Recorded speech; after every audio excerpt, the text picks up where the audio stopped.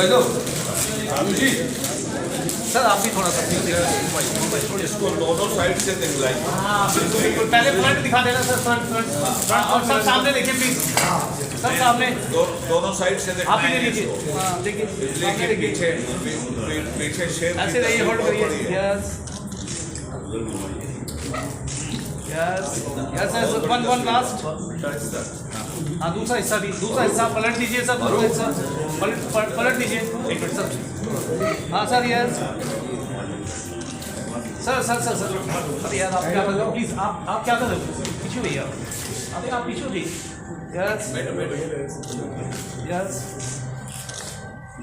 Yes, last Sanjay ji please last भाई आ जाइए। ठीक है। आज के कार्यक्रम के मुख्य अतिथि प्रोफेसर रमेश दीक्षित जी, प्रोफेसर राजकुमार जैन जी, मेरे राजनीतिक गुरु और जिन्होंने उंगली पकड़ के मुझे राजनीति का पहरा सिखाया, समाजवादी आंदोलन के प्रोढ़ा प्रखर वक्ता आदरणीय रघु ठाकुर जी, कादरी साहब, आंदोलन से निकले हुए हैं, लाठियां खाने का, जेल जाने का, राजनारायण जी के साथ रहे हैं तो उसमें जैसे आदमी की पीएचडी होती है अलग अलग सब्जेक्ट के ऊपर, तो जेल जाने और आंदोलन करने की पीएचडी है इनकी। लेकिन ये कुछ वर्षों से तंग आके रिसर्च वाले काम में आ गए। अब किताबें लिख रहे हैं, कादरी साहब की किताबें निकले और उसको हम लोगों को पढ़ने का सौभाग्य मिले, तो एक आंदोलनकारी का सड़क के ऊपर क्या अनुभव होता है और लेखनी में उसको कैसे वो अपनी बात को पहुंचाता है, इसके एक बड़े उदाहरण हमारे दोस्त कादरी साहब हैं। मैं आज के दिन उनको हृदय से बधाई देना चाहता हूँ, शुभकामनाएं देना चाहता हूँ कि भारत की राजनीति के ऐसे संघर्षशील नेता राजनारायण जी के नाम पर उन्होंने पुस्तक का विमोचन करने का जो निर्णय लिया है, बड़े प्रयास से उन्होंने पुराने तमाम समाजवादी साथियों के साथ बातचीत करके उनका सहयोग लेके ये किताब तैयार की है। और एक धुन थी इनको कि राजनारायण जी के बारे में भी देश को पता चलना चाहिए।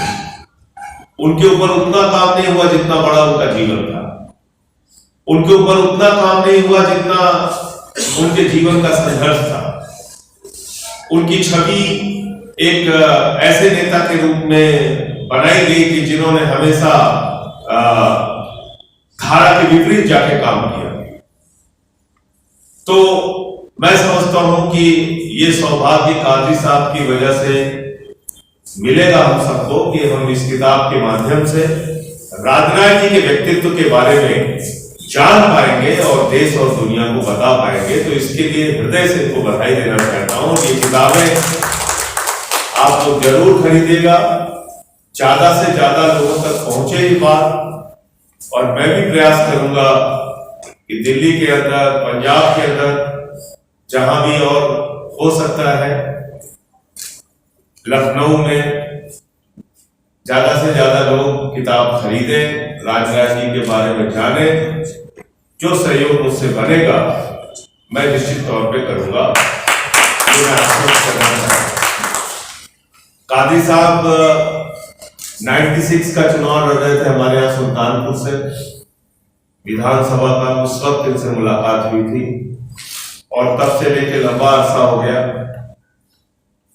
आज भी हम लोगों का उसी गर्मजोशी के साथ मिलना होता है, पुरानी बातें होती हैं, किस तरह से समाजवादी आंदोलन खड़ा हुआ उसके ऊपर चर्चा होती है, उसकी अच्छाइयां क्या थी, कमियां क्या थी, उसके ऊपर चर्चा होती है। और दोनों लोग कई बार रघु जी का सानिध्य पाके उनसे कुछ मुद्दों पर बहस भी करते हैं। और ये लोकतंत्र के अंदर, डेमोक्रेसी के अंदर एक अच्छी परंपरा है। और खासतौर से समाजवादियों में ये आपको जरूर देखने को मिलेगा कि यहाँ पर अभिव्यक्ति की स्वतंत्रता पर कोई रोक नहीं है। आप अपने नेता से खुल के बात करें। आज की राजनीति तो ऐसे दौर में आ गई है जहां पे कि आप कैसे हंसेंगे, कैसे रोएंगे, कैसे बैठेंगे, कैसे उठेंगे, क्या बोलेंगे, क्या नहीं बोलेंगे, एक एक चीज आपको पूछ के करना पड़ता है। क्या खाएंगे, क्या नहीं खाएंगे, क्या पहनेंगे, क्या नहीं पहनेंगे। ऐसे दौर में हम लोगों के पास ये आजादी है कि हम अपने लीडर से, अपने नेता से जमकर जिस मुद्दे पे असहमति होती है खुलकर बहस करते हैं, खुलकर उनसे बहस भी करते हैं। और जो ज्ञान लेते हैं वो फिर एक ठोस हमसे लोग कई बार पूछते हैं कि भाई इतना बेबाकी से आप सदन में कैसे बोलते हैं। तो हमने कहा भाई हमारी ट्रेनिंग रघु ठाकुर जी के पास हुई है, जो कहते थे मैं भी कुछ गलत करूं तो मुझसे सामने बहस करना। तो ये राजनीति हम लोगों ने सीखा और ये देन है समाजवादी आंदोलन से निकले हुए नेताओं की। जो समाजवादी होगा वो किसी के बोलने पर रोक नहीं रहा है। जो सच्चा समाजवादी होगा वो समाज के दर्द को समझेगा, उसके लिए आवाज उठाने का काम करेगा। और ये खूबी थी राजनारायण जी के, ये पहचान थी राजनारायण जी। राजनारायण जी के एक सचिव हुए, उनकी किताब में पढ़ रहा था, उनके बारे में उन्होंने संस्मरण लिखा था और उसमें उन्होंने लिखा कि राजनारायण जी स्वास्थ्य मंत्री थे।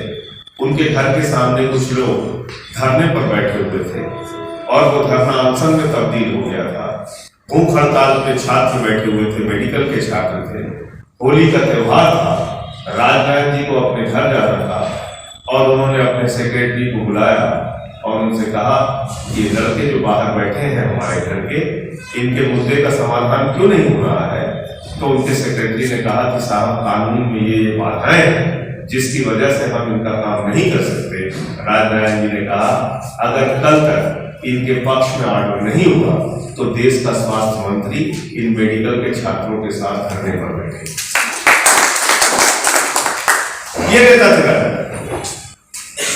अपने ही विभाग के खिलाफ धरना देने की चेतावनी अपने सचिव को दे दिया